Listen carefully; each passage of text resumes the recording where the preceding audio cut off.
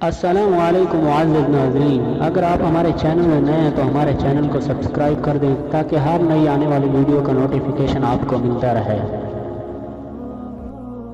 حضرت ابو ہریرہ رضی اللہ تعالیٰ عنہ نقل کرتے ہیں کہ نبی اکرم صلی اللہ علیہ وسلم کی خدمت میں ایک آدمی کو لایا گیا جس نے شراب پی ہوئی تھی۔ آپ صلی اللہ علیہ وسلم نے فرمایا اس کی پٹائی کرو۔ ابو ہریرہ کہتے ہیں کہ ہم میں سے بعض اپنے ہاتھوں سے اور بعض اپنے جوتے اور بعض اپنے کپڑوں سے اسے مار رہے تھے۔ جب وہ چلا گیا تو کسی نے کہا حفظک اللہ کہ اللہ تجھے رسوا اور ذلیل کرے، تو آپ صلی اللہ علیہ وسلم نے فرمایا اسی طرح مت کہو اور اس کے خلاف شیاطین کی معاونت مت کرو، یعنی کہ اس کو برا بھلا مت کہو، یہ کہو کہ اللہ تعالیٰ اسے ہدایت دے۔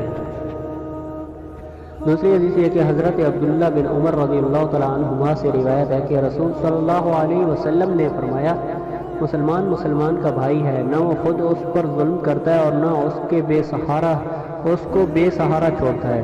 جو اپنے کسی مسلمان بھائی کی ضرورت میں مصروف ہوتا ہے اللہ اس کی ضرورت کو پورا فرماتے ہیں، اور جس نے کسی مسلمان کی کسی ایک تکلیف کو دور کیا بس اللہ اس کی قیامت میں پیش آنے والی پریشانیوں میں سے کسی ایک بڑی پریشانیوں کو دور فرمائیں گے۔